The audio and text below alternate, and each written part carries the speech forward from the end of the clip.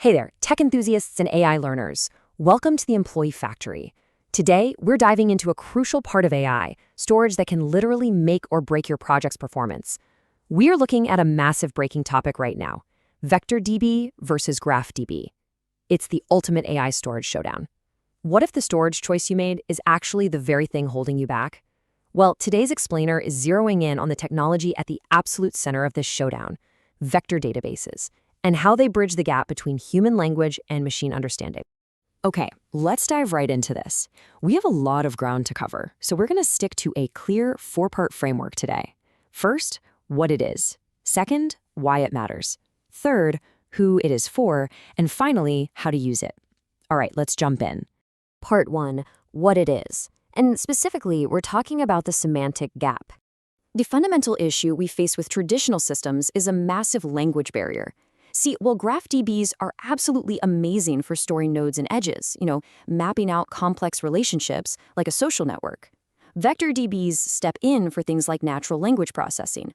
When humans ask messy, context-heavy questions, old-school databases just kind of freeze up. Just look at this classic SQL query searching for the exact word jeans. If your company's policy has a dress code section but doesn't actually type out the word jeans, that SQL query completely fails. 0 matches. The policy is right there, but exact keyword matching misses the intent entirely. Contrast that with what we actually want to ask. Can I wear jeans to work? So how do we fix this semantic gap? Well, the magic word here is an embedding. An embedding is a numerical representation of text that captures semantic meaning rather than just a literal string of letters. This is a huge paradigm shift. Instead of storing exact words, we are actually storing the mathematical meaning behind those words. This is what makes VectorDBs perfect for natural language, computer vision, and recommender systems. You might be wondering, how does a computer actually calculate meaning? Well, take the word apple. How does an AI know if you mean the crunchy fruits or the massive tech company? We do it by scoring different feature properties. Is it a phone? Is it a fruit? Does it have revenue? By scoring these things like logging an $82 billion revenue, we translate that word into a highly unique mathematical sequence. So the fruit gets one sequence of numbers and the tech company gets a totally different one. It's actually brilliant. But as you can imagine, human language is way too complex for just 3 little properties. In the real world, the scale of these vectors is absolutely staggering. We're talking anywhere from 384 to 1,536 dimensions. You need hundreds of dimensions to capture the real nuances of text. Things like tone, formality, context, and sentiment. You can't describe a person just by giving their height, right? Same thing here. The AI needs all these dimensions to truly get the context. That brings us to Section 2, why it matters, and specifically, scaling AI in the enterprise. So why do you need to choose between vector and GraphDBs? It all comes down to performance and scalability. If you are working with large-scale embedding models, VectorDBs are a complete game changer. Why? Because linear search is a computational nightmare. When you have millions or even billions of stored embeddings, you can't just compare your query to every single record one by one. That creates totally unacceptable latency. If you tried that, your enterprise apps would literally grind to a halt. To solve this massive latency issue, VectorDBs use a brilliant technique called locality-sensitive hashing, or LSH for short. Think of LSH as a super-intelligent sorting system. It's a hashing function that automatically buckets similar-looking embeddings together. So when an employee runs a search, the database completely skips that slow linear search and goes straight to the highly relevant bucket. It significantly improves query performance and crushes latency. And all of this speed and semantic understanding unlocks what is basically the holy grail for enterprise AI, the RAG pattern, or retrieval augmented generation. Look, large language models are incredible, but they don't know your company's private lockdown data. VectorDBs act as the backbone for RAG, letting your LLM securely query private policies and formulate perfect answers without hallucinating. Now, if you were building a model reliant on complex relationships, a GraphDB would be your scaler. But for pure semantic search, Vector is king. Let's move to Section 3. Who it is for, and choosing your architecture. So who is this DB Showdown really for? Well, it's for any AI or ML practitioner working with embeddings, graph data, or large-scale models. Data scientists, engineers, researchers, you all need to optimize performance. And for developers building chatbots or recommender systems, there's a big choice right now. Do you use a standalone VectorDB like Chroma or Pinecone, built purely for semantic search? Or do you lean into traditional operational DBs, like Postgres, that are simply adding vector indexing as a new feature? A couple of years ago, there was this massive hype saying standalone vector DBs would just eat the world. But the dust has settled a bit. Semantic search isn't a dying fad, it's just becoming a standard feature.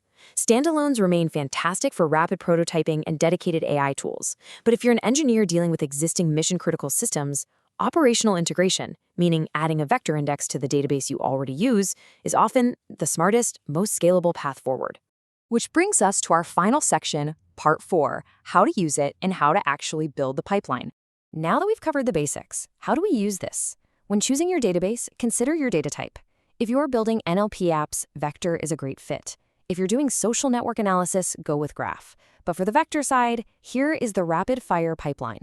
Step 1, the user asks a natural language question. Step 2, the embedding model instantly turns that text into a high-dimensional vector. Step 3, our LSH groups it into the right bucket.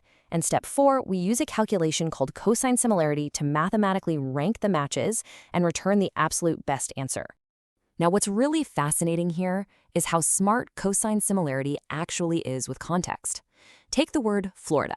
If someone asks, "Can I take my company laptop to Florida?" cosine similarity links that math straight to your remote work and IT policies. But if they ask, "Can I use vacation days for Florida?" it recognizes the contextual shift and correctly matches it to the time off rules instead. It's literally understanding different contexts for the exact same word. But here's the catch. You have to consider the trade-offs between storage and query performance and set the rules of the game using scoring thresholds. Say a 0.7 score is a high confidence match, 0.5 is moderate, and 0.3 is just a weak association. If you set your required threshold way too high, the system will miss perfectly good results. But if you set it too low, you're going to flood your app with garbage noise. Finding that sweet spot is absolutely crucial. There's also a bit of an upfront burden developers have to handle, and that's document chunking. You can't just throw a massive 100-page handbook into an embedding model all at once. It'll choke. You gotta chop it up.